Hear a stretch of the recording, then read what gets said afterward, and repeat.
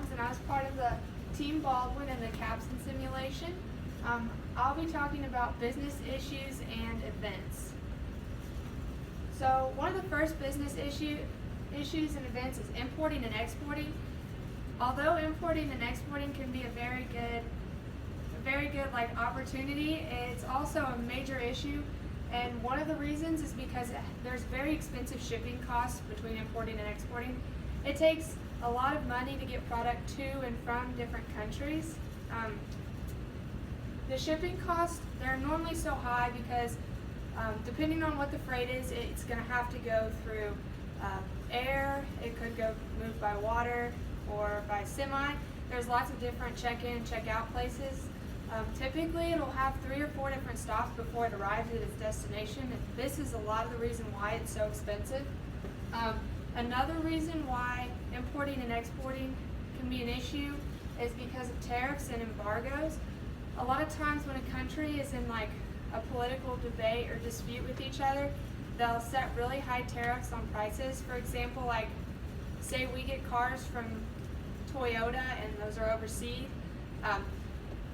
They'll set a tariff on Toyota cars, so it costs much more. Say it's like an extra $500 tariff just to get one car to the United States. So it makes it not really worth it, and tariffs and embargoes will really hinder shipping, so that importing and exporting gets really complicated. Another issue and event is diverse language barriers. This is a very big issue because, well, first off, like I only speak English, so I can't go to different countries and communicate very well, and that's a big problem. I wouldn't be able to go overseas to talk with other people. So obviously there's different languages, whether or not you're in the United States and you speak English, or you're in Mexico and you speak Spanish, maybe you're in France and you speak French. Like being bilingual is very helpful, but if you're not, this could be a large issue in doing international trade. Also dialects. Another word for dialect is kind of like slang. It's like what I would say to somebody in a friendly manner may not be right in another country. So like if I were to say, hey, I'm Allie, to them that could be offensive. Like in France, they're much more formal, so like they prefer you say like bonjour, my name is Alexandra Helms, in a much more formal aspect. So you really need to learn your different slangs and dialects before you try to do international business or go other places. Also, your body language is a huge thing in diverse language barriers. If you don't watch your body language, you could cause a lot of problems. And it kind of goes with the dialect again. Like to us, a handshake would be formal, but to someone else, like they may not do physical contact in a different country, so you have to be really careful. It takes a lot of research and studying to become aware of other cultures and other countries' language barriers. Okay, so one of the big business events is what's an issue is war. The reason I chose war is because it sounds so vague, but it causes so many problems within trade. First off, there's tight funds. When a country's in war, they're spending their money on the war, whether it be clothing for their soldiers, ammunition, or just the basic necessities of food. A lot of times, it's just a really poor time, and people don't have time to go out and work and create money in the economy, so there's not a lot of funds going around for normal business ventures. Also, change in goods manufactured. So like in the Civil War in the United States, our companies that would normally produce like kind of household things, say like your vacuum or kitchen appliances, they converted over to creating like guns and butter, which is like their, a lot of it's like armor, ammunition, and just supplies that our troops needed. So like these manufacturing companies are no longer making their normal goods, so you can't persist in trade internationally like you normally would. Also, So like highly patrolled, regulated, or restricted trade is another problem within war. So like a lot of times countries, they're either going to not allow it, because if we're at war with Russia, Russia's not, more than likely not going to allow us to ship anything there for fear that it might be harmful to them. So they're going to either patrol, regulate, or restrict trade, which is obviously going to put a standstill in normal international business trade. Again, that's where tariffs could come in, where they make it really expensive to ship anything to or from. Also embargoes, and then also it's just going to make difficult and dangerous traveling. I mean, I sure wouldn't want to go to, I wouldn't go to Russia. I wouldn't want to be an American in Russia if the U.S. is in war with Russia. You just have to be very careful. You put yourself at a lot of risks, whether or not it be like risk of being in the initial place where war is happening, or risk for something else happening. And then my last business issue I chose was the difference between measurement and currency and international trade. So, like in the U.S., we use the imperial system, which includes like inches, feet, grams, ounces, things such as that. And almost everywhere else in the world, I think there's 4 countries that don't use it, use the metric system. And I personally, I'll tell you right now, I don't know the metric system, so going overseas would be extremely complicated for me, because it's just most places use that system of measurement and I have no knowledge of it. And then the other one is currency transitions. So like in the US we use dollars and cents. In French they use euros. In Mexico they use pesos, things like that. So you have to be able to transfer your money to different places, because what a dollar is worth here would not be what a euro is worth in France. So you just have to be really careful. Again, it's a lot of things you have to research and just make yourself aware of. All of these, the measurement, currency, war, shipping and embargoes and stuff, they all are business issues and events that can be overcome. It just takes extra research and time. Thank you. Next is Nicole McMullen. Hello, I am Nicole McMullen, and I will be discussing the opportunities and challenges that businesses face trying to make their environment more diverse. This is all the external and internal problems they have, like whenever they go global or international, and also like within the workplace. First one is communication barrier. This is really about language, and it's about being like able to speak more than one language to communicate with like other employers, or like if you want to expand your business. That's like more of the external aspect of it. And the internal is if you have someone in your business that doesn't speak English as their first language, that could also be a problem that you come into account with. And yeah, and then the next one is generation gap, and this is more you're going to experience this more as you get into the workforce, because there's going to be people that are much older than you, like in that example, like boomers are going to be working with you, and I'm Generation Z, I think, and so like you're going to be interacting with them, and they're going to not like your new ideas, or maybe they'll like them, but it can also cause cliques within the workplace because of you guys not agreeing on things, and like the boomers may want to do what they used to do, and you came up with a new idea, and it can be a conflict. The ethnic and cultural differences, this is just like, just kind of, you got to understand other people's cultures, and you got to be accepting of them, because if you're not accepting of them, that's not going to be tolerated in the workplace. You need to be not prejudiced and be accepting of different cultures and different points of view as you go through your work environment. The respect and acceptance, you have to respect your coworkers. I mean, that's pretty much a given. You got to accept the way they view things, and you don't have to agree with them, but you have to respect them and accept the way that they view things and the way that they feel, and just show them the respect that you would want them to show you. Other challenges are consumer desires.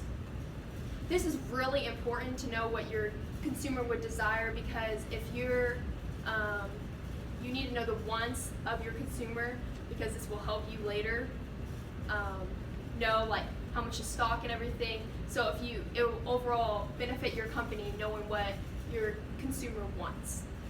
Sicknesses. So obviously people are going to get sick, people are going to get ill. You never know when that's going to come about. There's also instances whenever like certain employees have certain things, like they have to stand up to do this or whatever for so many minutes, like they can't be on their feet all the time, maybe they have to sit down for a while. You need to know those significant things about your employees because that's only gonna reflect well on your business as a whole. Business norms. In other countries there may be different business norms than there are in the US. So business norms are kind of like standards that people need to uphold in the business culture and everything. And most of the time, like, you know, it's like respect and everything and just like getting along and, you know, just need to make sure that you follow the standards that are set by your business. And then payment methods. There are multiple payment methods that businesses use. Different countries have different payment methods. So like when you're doing stuff globally, maybe someone has a different type of payment method than you have, and you have to decipher with that. And also, it can become a challenge to be able to pick what is the best thing for like the best payment method for you. Now we're going to talk about opportunities. Cultural diversity is a huge opportunity. It has been proven to increase productivity. So you really want your business or whatever to be really culturally aware and everything, and you want different cultures because people of different cultures bring in different skills and different ways of doing things, so you need to make sure that you incorporate everybody's skills and mindsets and everything, and it will really better your business. Innovation brings a lot of creativity to the workplace. When bringing creativity to the workplace, you can come up with new ideas, new decisions. It really broadens the spectrum of what you want to do with your business, and it really enhances just having a creative mind and bringing in the different cultures and the different skills. Language can also be an opportunity because if you know different languages, it can help your business because you can, whenever you go global or international, it can help you talk to other like your future clients or whatever, and it will make it so like they feel more trustworthy of you and everything, and like they feel like you have someone that can make them understand, you know. And last one is grows the company's talent pool. This is really important because you want everybody to have their own kind of talent, their own kind of skill. You want them to bring their skill to the table. Like, for example, in CAPSTON, this is a really good, with the CAPSTON simulation, it was really good to know like who's good at R&D, who's good at production, like all of those aspects, like who could do this and everything.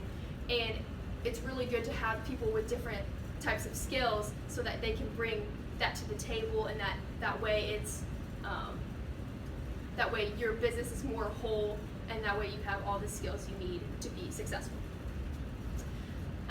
Okay, more opportunities.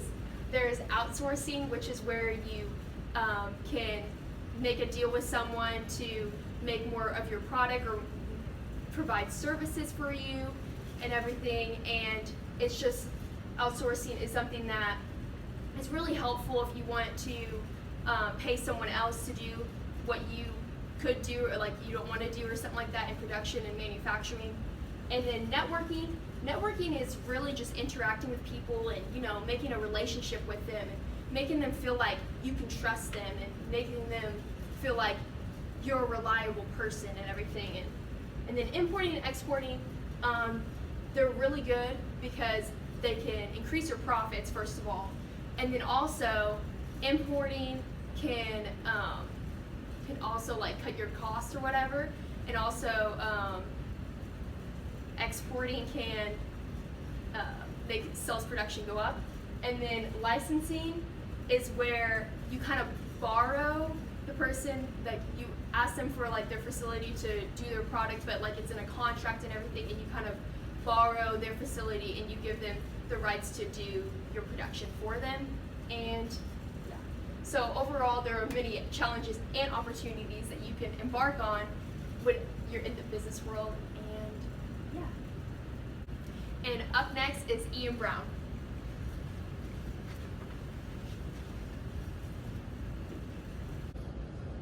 For global and international business ambitions, the negotiation portion is critical.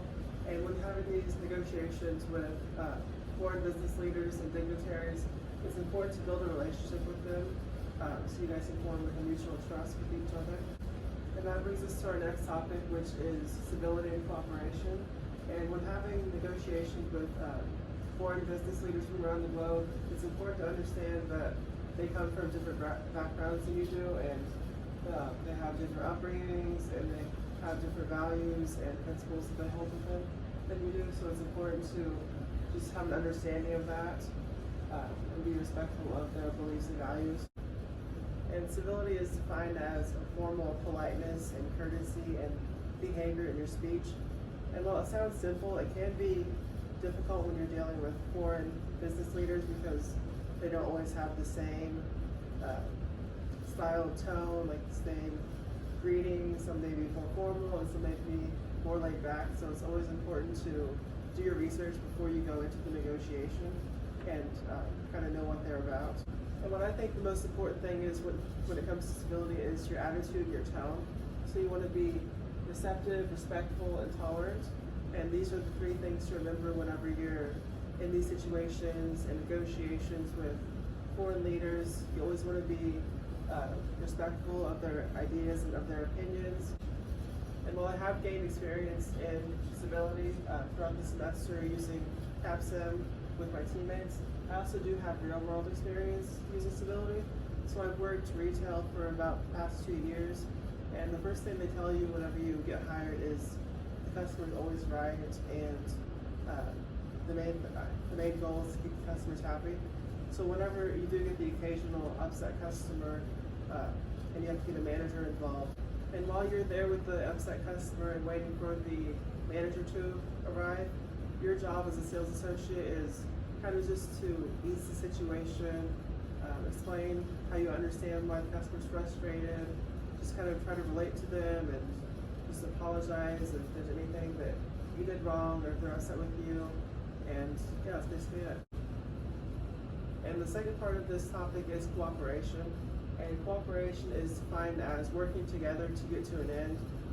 And when you're negotiating with foreign business leaders, like I said, you might be talking with them over Skype or on a conference call. You might not always be in person with them. And it's important to keep in mind, like I said earlier, that they have different cultural beliefs than you. They might sound different, act different, and their greetings might be different.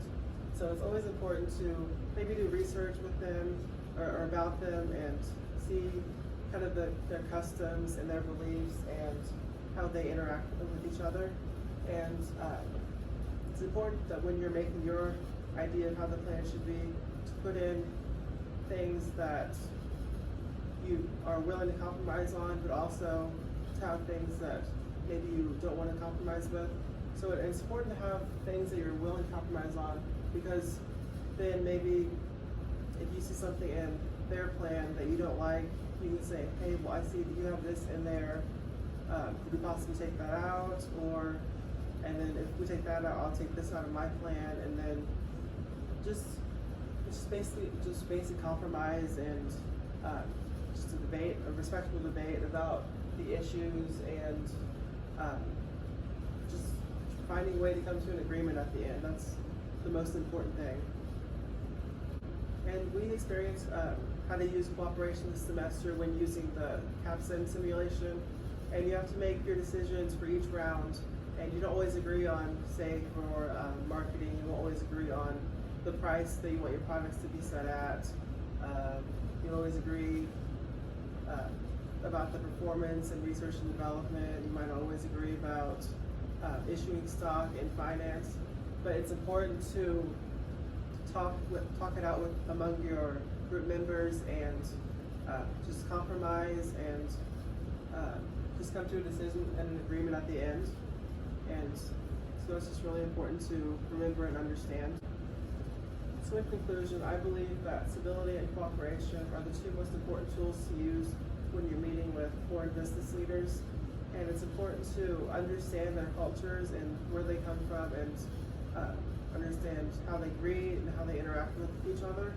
And it's also important, like when you're having the negotiations, to be willing to compromise on your proposal and debate them and kind of work things out with them to come to an agreement.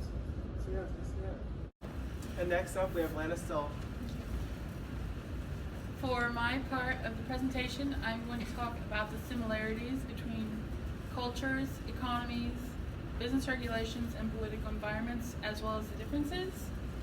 And for cultures, it was kind of hard to find a similarity between them because they're all such like unique individual things.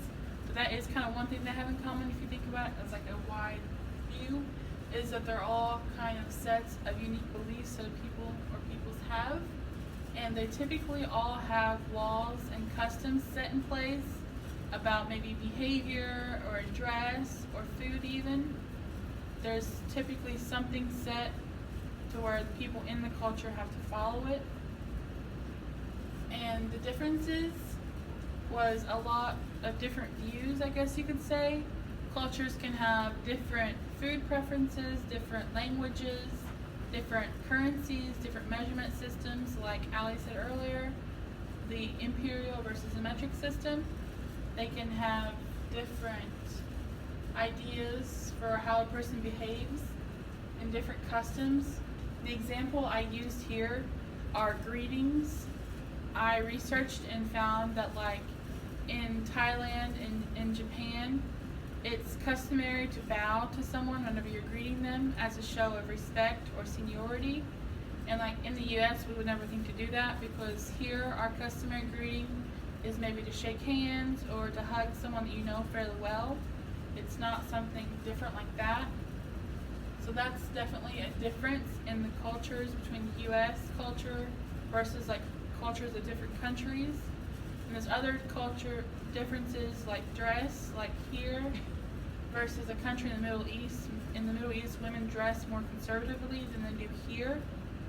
So them are definitely some of the major differences, but a culture is just kind of in itself a unique thing. There's not really a whole lot of similarities between the two. The next one I'm talking about is the similarities and differences between economies. And the similarities, economies are pretty much all driven by supply and demand. That's one thing that we ran into in CAPSM, was like the supply and the demand of the low segment economy and the high segment economy. In the low tech segment, we would produce more units if the demand was higher. Whenever the demand was lower, we would cut back, and that is essentially an economy. Another similarity is business laws. All economies typically have some sort of laws set in place to maintain transparency and fairness in business dealings. And a difference in economies is essentially government involvement, I guess you could say. There's different types of economies, such as the market economy and the command economy.